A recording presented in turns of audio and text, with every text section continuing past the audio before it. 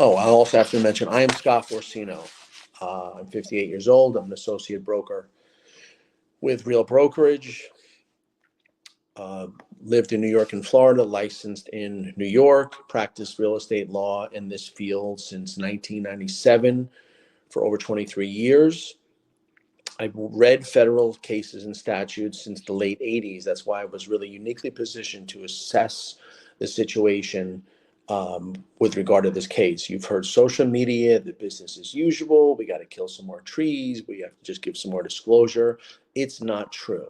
I've read the cases. I've read the settlements. I read last week's statement of interest by the Department of Justice. I read NAR's response. Let me tell you that NAR has been off giving lies or misstatements all along.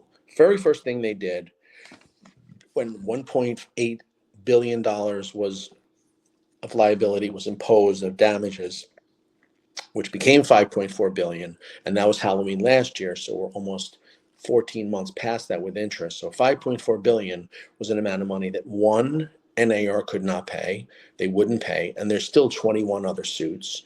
One that's active right now. There was an active Department of Justice investigation, and two, they could not appeal. Number one, there's no basis for appeal based on the standard the court used. The standard the court used was, does this policy exist? Does the policy of offering compensation out to buyers agents if you put a property in MLS exist? Yes, that made it de facto violative of federal law.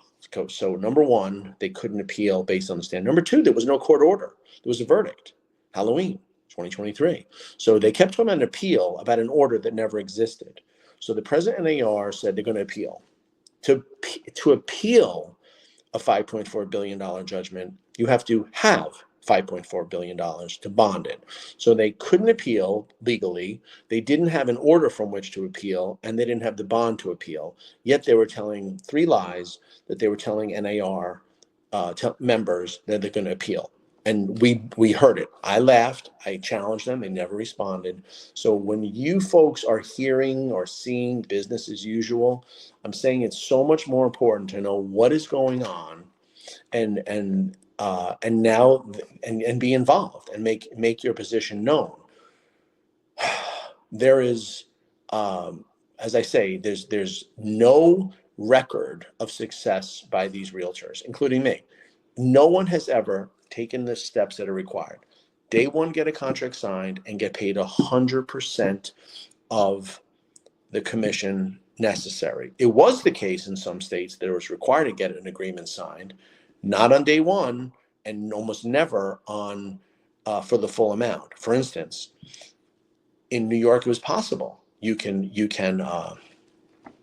an agreement signed. People didn't want to do it because they didn't want to necessarily alienate the buyer, but because there was always an offer of compensation offered out, 2%, 2.5%, and if a realtor wanted 3%, they just got the difference, the delta.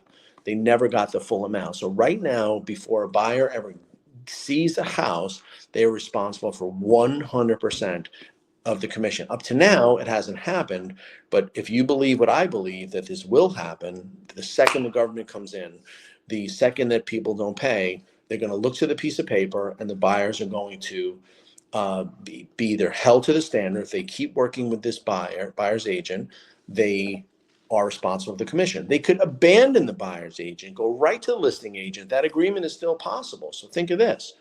You have a buyer's agent goes to a buyer and says, here, pay me my 2%, $1 million is 20,000. Okay. Then they say, oh boy, I don't want to pay that 20,000. I'm going to go right to the listing agent. Great. Close the deal. The buyer's agent has a contract with them where they may or may not enforce. So the buyers are now in a position of binding themselves and possibly having to litigate when they're a brand new homeowner.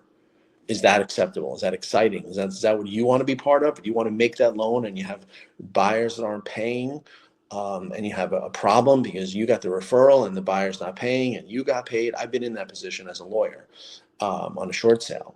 So there's so much here that really needs to be addressed. You cannot sit on the sidelines anymore. You cannot listen to realtors because they're grossly uninformed. My educators, these trainers, have been told, don't give the whole skinny at meetings because they don't want to spook the realtors.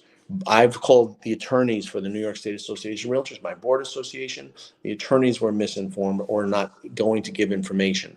I got a bill yesterday for $569 for me to stay in my board due New Year's Eve, which is really great during the holiday season. Thanks. They are so afraid to lose that. Now, NAR made a deal. It's a pretty good deal.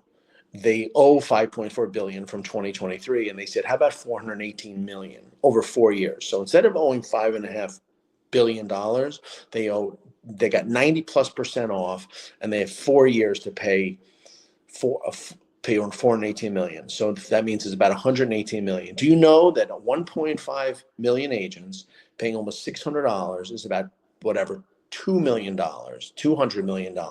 So we are as agents funding our organization's damages.